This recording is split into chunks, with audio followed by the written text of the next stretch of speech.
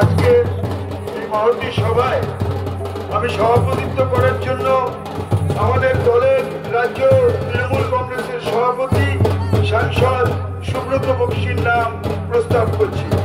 কোথা থেকে এসেছেন? চাকদার নদিয়া। নাচটাকে কি বলে? ঝুমুর নাচ। হ্যাঁ। এই যে আজ সভা মঞ্চে ঝুমুর নাচ নাচলেন, মুখ্যমন্ত্রী একটু পরে আগমন হবেন, কি বলবেন? মুখ্যমন্ত্রী আর একটু পরে আগমন হবেন, কি বলবেন? আপনারা এত দূর থেকে এসেছেন, পুরুলিয়া থেকে।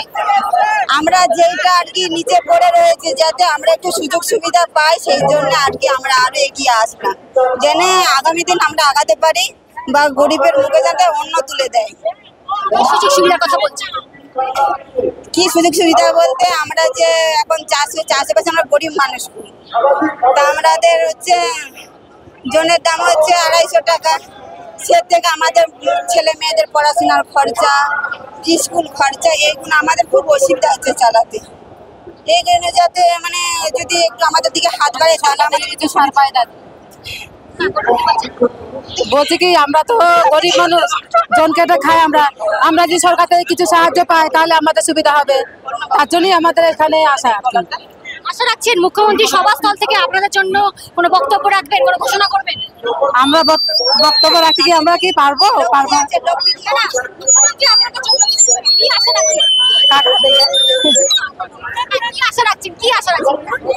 আমরা রাখছি আমাদের পড়াশোনা, ছেলে মেয়েদের, তারপরে এই যে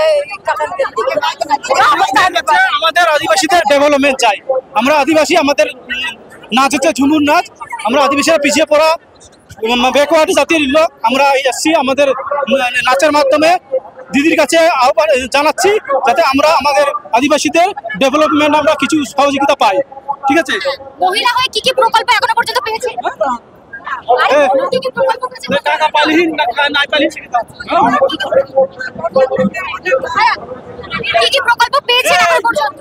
এখনো পাইনি। লক্ষ্মী ভান্ডার শুধু পায়, তাছাড়া কিছুই পায় না। এগুলো কিছুই পায় না, কন্যাশ্রী এগুলো কিচ্ছু পায় না।